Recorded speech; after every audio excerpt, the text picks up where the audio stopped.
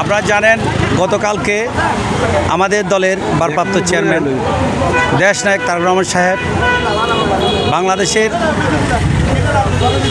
প্রধান উপদেষ্টা ডক্টর ইউনূস সাহেবের সাথে যেই বৈঠক করেছে সেই বৈঠকের মধ্য দিয়ে বাংলাদেশের গণতন্ত্র প্রতিষ্ঠিত হয়েছে বলে আমরা মনে করি। কারণ আমাদের এই বাংলাদেশকে অতীতে খুনি হাসিনার আমলে অনেক ধরনের চিনিমিনি খেলা হয়েছে,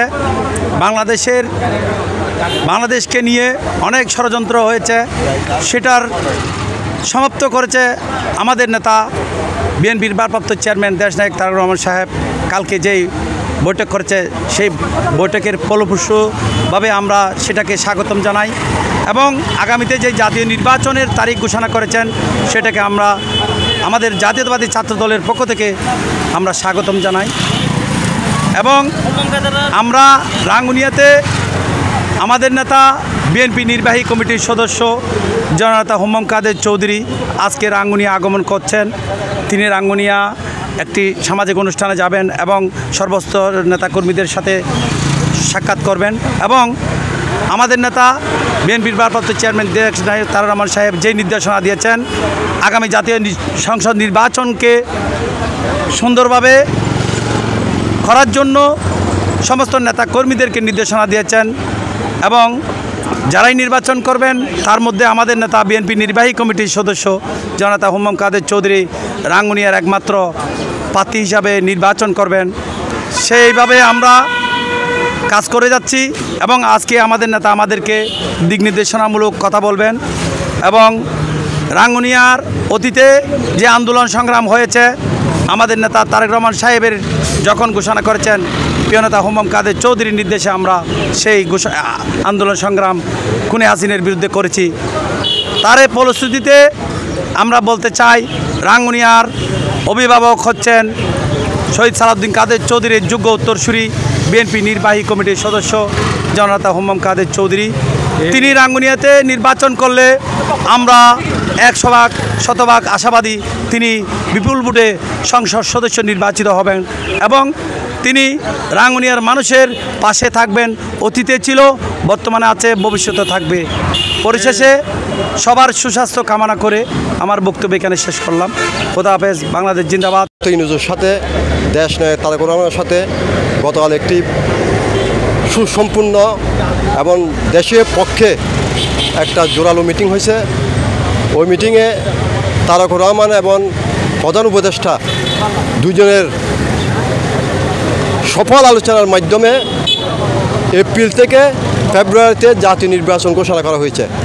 এতে জাতি আনন্দিত হয়েছে এবং জাতি বাংলাদেশের মাটির মানুষ একটি সুন্দর সুশৃঙ্খল গণতন্ত্রপন্থী নির্বাচন চায়। ওই নির্বাচনে তারেক রহমান নেতৃত্ব দেবে এবং আজকে আপনারা জানেন আমাদের রাঙ্গুনিয়ায় বিশিষ্ট পার্লামেন্ট শহীদ সালাউদ্দিন কাদের চৌধুরীর স্নেহধন্য পুত্র বাংলাদেশ জাতীয়তাবাদী দলের নির্বাহী কমিটির সদস্য রাঙ্গুনিয়া মাটির মানুষের প্রিয় বন্ধু জনাব হুম্মাম কাদের চৌধুরী অল্প কিছুক্ষণের মধ্যে আমাদের রাঙ্গুনিয়া আসবেন। এই রাঙ্গুনিয়ার মাটি মানুষকে শহীদ সালাউদ্দিন কাদের চৌধুরী খুবই ভালোবাসতেন এবং তার উত্তরসূরি আমাদের প্রিয় নেতা হুম্মাম কাদের চৌধুরীও রাঙ্গুনিয়ার মাটি মানুষকে ভালোবাসে এবং রাঙ্গুনিয়া থেকে তিনি নির্বাচন করবেন এবং আমরা আশা করি রাঙ্গুনিয়ার মাটি মানুষ তাকে বিপুল ভোটে বিজয় করে হুম্মাম কাদের চৌধুরীকে বাংলাদেশ জাতীয় সংসদে পাঠাবে। এই আশা ব্যক্ত করে আমি আমার বক্তব্য শেষ করছি। খুনি হাসিনার খুনের শিকার রাঙ্গুনিয়ার আপামর গণসাধারণের জননেতা জনাব শহীদ সালাউদ্দিন কাদের চৌধুরীর সুযোগ্য পুত্র বাংলাদেশ জাতীয়তাবাদী দল বিএনপির কার্যনির্বাহীর অন্যতম সদস্য জননেতা জনাব মোহাম্মদ কাদের চৌধুরী রাঙ্গুনিয়ায় আগমন উপলক্ষে আমরা রাঙ্গুনিয়া উপজেলা যুবদল ছাত্রদল পৌরসভা যুবদল ছাত্রদল স্বেচ্ছাসেবক দলের নেতাকর্মীরা আমরা অতি আগ্রহের নেতার আমন্ত্রণকে আমরা রাঙ্গুনিয়া উপজেলায় ইসাখালীতে আমরা অবস্থান করতেছি। আমাদের নেতা রাঙ্গুনিয়া আগমন উপলক্ষে আমরা একসাথে লালনগর একটা মেজবানির উদ্দেশ্যে আমরা রওনা হব। আমি রাঙ্গুনিয়া জনসাধারণের কাছে ক্ষুধার্ত আহ্বান জানাবো, আপনারা সবাই যে যেখানে থাকেন না কেন অতি সত্বর আমাদের নেতার আমন্ত্রণে চলে আসার জন্য আমি ক্ষুধার্ত আহ্বান জানিয়ে আমি বক্তব্য শেষ করছি। খুদা হাফেজ, বাংলাদেশ জিন্দাবাদ। আসসালামু আলাইকুম।